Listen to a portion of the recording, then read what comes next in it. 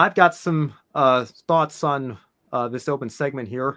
And if you guys don't mind, I want to start out here because I just thought this was the most hilarious, ironic quote that I've seen in our sport in a really long time. As you all know, obviously there's a lawsuit and a counter lawsuit now going on between NASCAR and 2311 Racing and Front Row Motorsports as well over the charter agreement.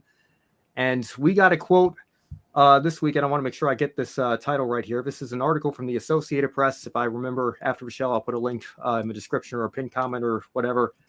This is NASCAR attorney Christopher Yates, and I'll start quoting the article verbatim here, went so far as to tell the Associated Press that Curtis Polk, who in addition to being Michael Jordan's business manager, is a co-owner of 2311, along with three-time Daytona 500 winner Denny Hamlin, does not understand the NASCAR business model. And it goes on, and there's this quote that says, "I don't think Mr. Polk really understands the sport," Yates told the AP. "I think he came into it, and his view is that it should be much more like the NBA or other league sports. But it's not. No motorsport is like that.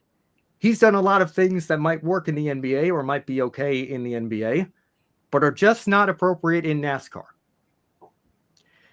And of course, I couldn't help but think back to the last 21, 22 years of NASCAR history and certain things that have been introduced into our sport.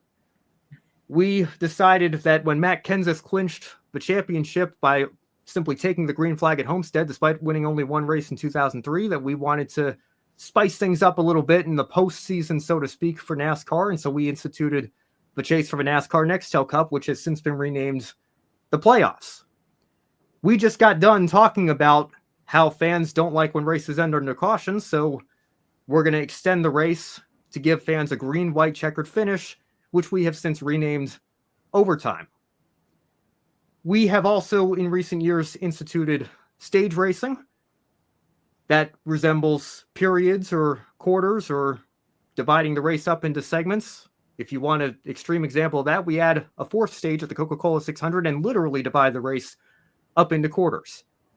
And what's coming later this year when Prime and Turner take over the inaugural in-season tournament? Gee, I wonder where they got that idea from. What do all these things have in common, ladies and gentlemen? These are things that the NBA does that, in my view, don't really belong in motorsport, but NASCAR has decided to institute them over the last couple of decades nonetheless.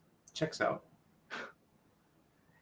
If you want to die on the hill that you like a guaranteed Game 7 moment, you like what the playoff system provides, that's fine. I very strongly disagree, but I will acknowledge your right to have that opinion. I will acknowledge your right to have the opinion that you want a green flag finish at whatever cost necessary. I will acknowledge your right to have the opinion that you think these races get too strung out.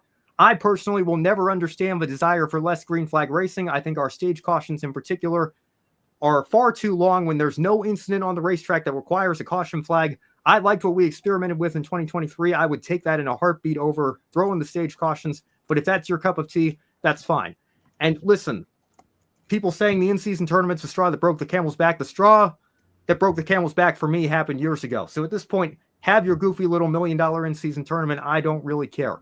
But you cannot tell me with a straight face, as these very serious legal matters are going on, that Mr. Polk wants the sport to be like the NBA, but we're not interested in being like the NBA, when almost every major decision you've made that has impacted your sport in the last 22 years has been a move that resembles what stick and ball sports leagues like the NBA do, that almost no other serious motorsports series worldwide has brought into their sport. So I look at this and I say to myself, and this is coming off of people going through the legal documents. Apparently NASCAR cited an Essentially Sports article in reference 30. I think, was that Matt Weaver, I think, that tweeted that. I just don't know how we're supposed to take NASCAR's side of this lawsuit seriously when that comes out and when a quote like this comes out, when all the evidence suggests that you have been trying to emulate the NBA. And I think the in-season you're calling it the in-season tournament. I mean, I guess the only way you could make it more obvious is if you do what the NBA did, renaming it the NBA Cup for their second season of this. If you rename it the NASCAR Cup at the last minute, which I guess you can't do because that's the name of your top series anyway. But I mean, come on. It's so obvious where you got this idea for the in-season tournament, isn't it? It's just ridiculous to me.